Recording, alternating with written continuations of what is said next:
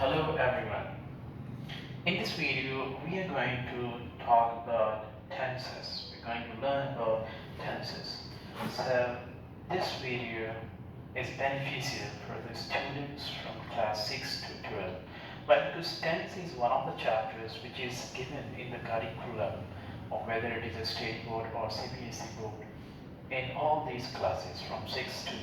So if you are in these classes, one of the classes, this video is going to be very beneficial for you.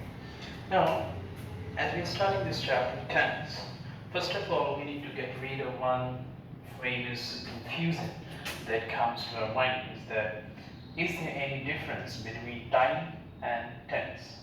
This is the famous question that I face from the students actually. So, is there any difference between time and tense? This will be solved by the definition itself of the tense. So, look at the chapter here. Chapter is tenses. First of all, we have definition. What is tense? Time of action is called tense. Simple definition. Time of action is called tense. Now, time and action, when combined together, time and action, two things are there. Time and action when combined together, then we have what? Tense. Okay, so we have difference. In some other languages, it may be possible that the concept of time and the concept of tense are same, but in English language it is completely different, because I will show you some of the sentences in which you will find the time is future, but the sentence is structure and construction is in present tense. That will come later on. But first of all, time of action is called tense. Now, the moment we say time of action is called tense, we know that any action is represented in English language by verb. So, English language has verb, and in verb we have two separate divisions in terms of tenses. Verb has been classified into two things. Number one is time, as I said. Number two is aspect. We need to understand this. Now, time, past, present, and future. Three types of time we have: aspect, simple, continuous, perfect, and perfect continuous. Now, if you are a student, you must be recollecting the previous things if you have ever studied in your academic about tenses, that okay, yes, present tense, perfect tense, past simple tense, like this. These are the different types. So we have four aspects and three tenses.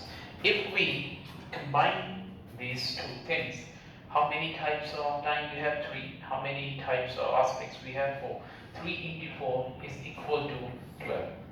Now, if we combine, for example, past simple, past continuous, past perfect, past perfect continuous. I have read the list. If you read the list with me, past simple, past continuous, past perfect continuous, 4 from past. Then if I go to present, present simple, present continuous, present perfect continuous, present simple, present continuous, present perfect continuous. In this way, total number of tenses that we need to focus on is 12. 12 types of tenses. 4 from past, 4 from present, and 4 from present, and 4 from future.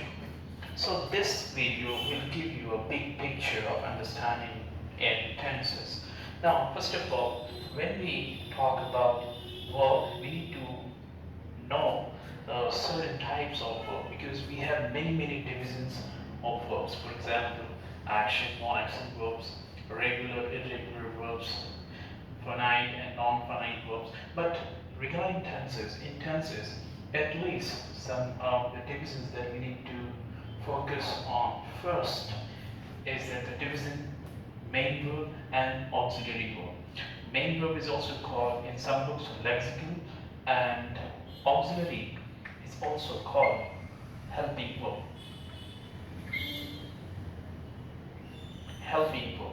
So helping is auxiliary and lexical is main verb. These two types are very, very important.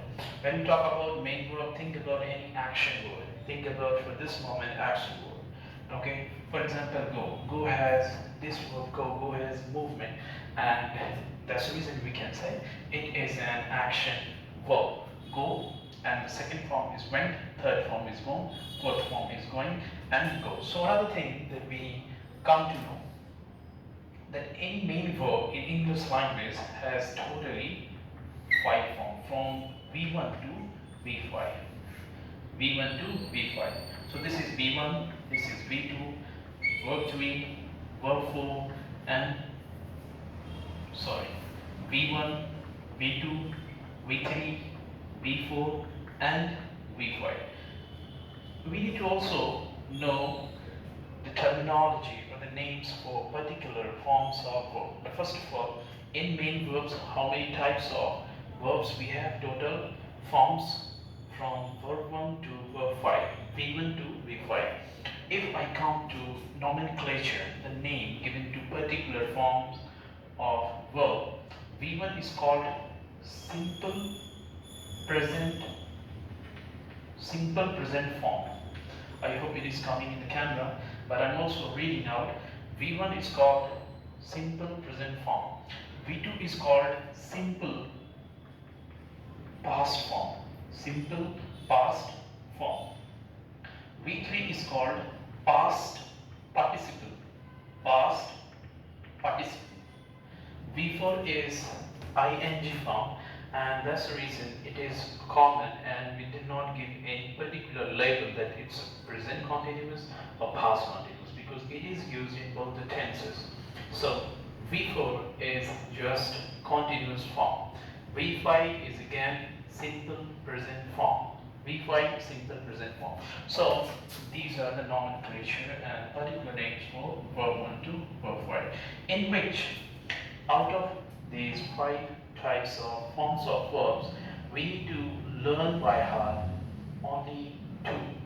Yes, you heard me right, only 2. V2 and V3, verb 2 form and verb 3 forms. Why? Let me tell you. For example, the first form you have play, second play, third play, fourth play, and fifth plays. This is the V1. You do not need to learn. Why? Because this is the original form, and once you have in your mind the very first word play, okay, go, come, sing. So there is no difference. I mean, this is the first and original form. So V1 is already known to you. Plays, V5 from the last we're going. For example, V5. V5 is also not to be focused a lot by, because it is called SES form. For example, sing is the verb, sings. Play, plays. Go, goes. Come, comes. So very simple. Playing ing form always. V4 is ing form. For example, play will become playing. Go will become going. Want will become wanting. But let me tell you, you need a special attention in this case. Verb want is rarely used in continuous form. I am wanting a book will be incorrect as per the rules of English grammar. That's the reason wanting we do not say. But it doesn't mean that every English verb will not take this continuous form. So we need to be, little cautious about the rules that will come later on. Now, wanting we do not say, but we say wants, and the second form is wanted, third form is also wanted. Sometimes V2 and V3 is tricky. For example, fall, F-A-double-R, F-A-L-L, fall. Then the second form is fell, and the third form is fallen. So it's an irregular verb, and we have some differences when we go on changing the forms of the verb. Okay, so this is lexical and main verb part of the classification of verb, which is from V1 to V5, and V1 is called simple present form, V2 is called simple past form, simple present, present simple, simple past, past simple. Both are same. We do not need to worry about. Simple present, you can also say past simple. If we have simple present, present simple, both are same.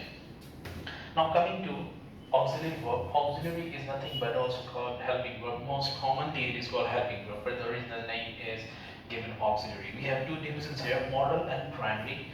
And in modal as well, we have some division, your pure modal and non-pure category. But we need to understand, first of all, primary auxiliary verb, primary helping verb. Number one is be, number two is have, and number three is do. These are three categories of primary auxiliary verb which are crucial for the students, whether they belong to class 6, 7, 8, 9, 10, or what else. So these are crucial things. Without these primary helping verbs, the concept of tense will be improper, incomplete. So we have three categories, 1, 2, 3.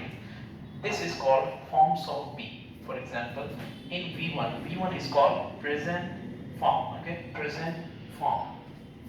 So present form, V1 is MR, V2 which is called past form, just you keep in your mind past form, was verb, and V3 is be. V3 is be. As I said, we have totally how many verbs from V1 to V5. Now have we have three again, V1, V2, V3. You must be thinking about if you are a junior class student that why we have only three, why I have written only three instead of five. In helping verb, in auxiliary verb, we do not require before we do not have sometimes as well, we do not have all the forms in case of auxiliary verbs. So that's the reason. For example, do has only two forms that we require as helping verb in English language. We do not even use V3 of this. At that time it becomes lexical.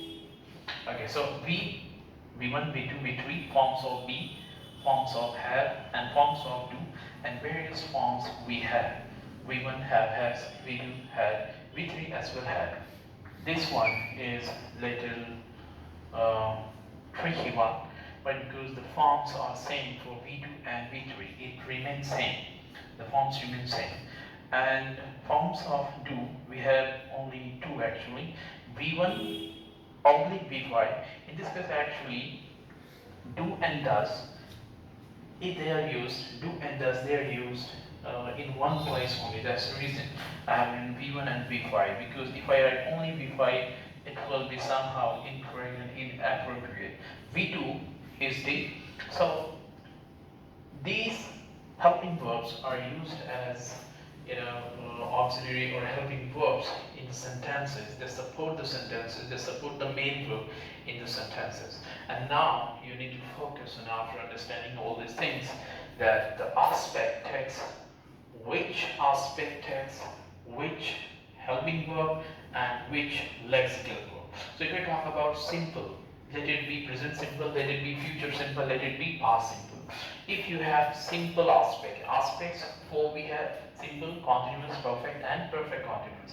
If you have simple aspect, you need to keep in your mind that three lexical verbs, three main verbs will be used in simple aspect. Depends on different time, present, past, and future. For example, V1, V5, and V2. Now you understand these are the different forms of V1, V2, V3, V4, and V5. So V1, V2, and V5 will be used in simple aspect, and which helping verb, which auxiliary verb will be used in simple case? So forms of do. So forms of do is over now. Coming to continuous, V4 will be taken. We have totally 5, and already we have taken 3 out of 5. Then we have only 3 and 4. In which 4, that is called ing form, everyone. Ing form will be used in continuous form definitely. So in terms of lexical or main verb, we will use V4 case, which is called ing form. And if I talk about which auxiliary verb will be taken here, so it is B forms. B forms means we have different B forms: is, MR, was, were, and be. In perfect aspect, everyone, we take V3 form. That was the last form. Actually, we had already taken earlier the 4 parts, 4 different forms out of 5. So we have only V3, and we use V3 in perfect aspect, whether it is present perfect, whether it is past perfect, whether it is future perfect, we are going to use V3 in the construction, in the structure of the sentences. Now, and also we use have forms. As you see, as you have seen that in continuous form, we have utilized one of the three primary helping verbs be, and before that we use do. Now we have only one, and this will go to perfect case. This will go to perfect case. So have forms will be used in perfect, which is one of the three primary helping verbs. I hope you are understanding. Now last one, perfect continuous. Perfect continuous. If you observe the perfect continuous aspect, you will find this is not a separate entity, it's just a combination of perfect and continuous. Perfect and continuous. So we will merge accordingly V3, V3, V4, V4, and for perfect continuous we will use have. We will use have. Okay? So I hope this much basic information you have understood. And in the next class, we are going to start from the very one, the past simple. Hope you like the video. Thank you very much.